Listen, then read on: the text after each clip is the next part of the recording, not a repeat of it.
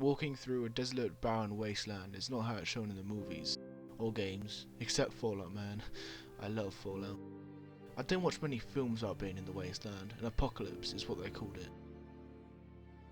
But apocalypse means the ending, all the world is threatening. But this wasn't the world's ending. This was the world's beginning.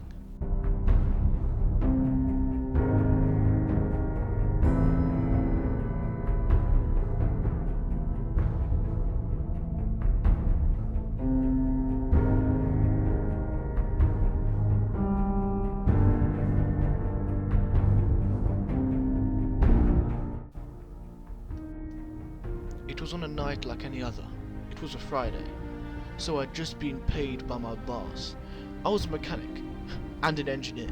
You see, all those vehicles, tanks, jets, cars, vans and helicopters, it was my job to make them from scratch. With the parts provided, it was not an easy job, but it paid well.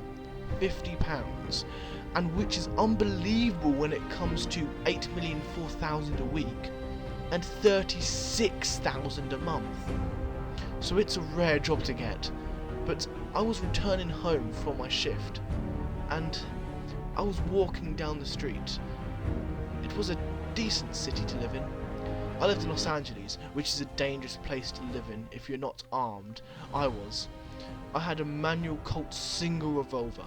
It was loaded with 6 bullets. The rest of the ammo I had locked in one of my toolboxes in my storage room at my home. I arrived at my house, opened the door, and walked in. When you walk in, you had the stairs in front of you. It was a dark oak stairs. To the left, there was a living room, where my wife, Jane, was sitting down, watching TV. She was wearing brown trousers and a dark blue t-shirt. We had a daughter. Her name was Vanellope. She was a cute baby. Now, I don't know where she is anyway. We should get to that part later. She slept in a blue crib with a warm blanket to keep her warm. She slept in the room next to ours, which is to the right. When you go upstairs, at the end of the hallway, there's the baby room. It had a light blue walls with a rainbow floor. We put up curtains at night because we didn't want the shadows to creep her out. We also had a dog called Rex. He was so adorable and smart and over happy like most dogs. He had a black coat with white fur from his chest to his neck. Rex was an amazing dog. We taught him basic tricks, and he also taught himself how to tuck the baby in every night, which was worrying at first, but after, we got over it. The living room, where my room was, a nice room. It had creamy walls. It was brown. It was a brown carpet on top of a electric heater. The sofa was black and leather. In front of the sofa was a TV, a flat screen, and a HD for the best enjoy films. Of course, flat screens weren't that flat, but we tried our best to ignore that. Shows and sports. To the right, there was the dog seat, just in case he gets tired of sitting next to us all the time.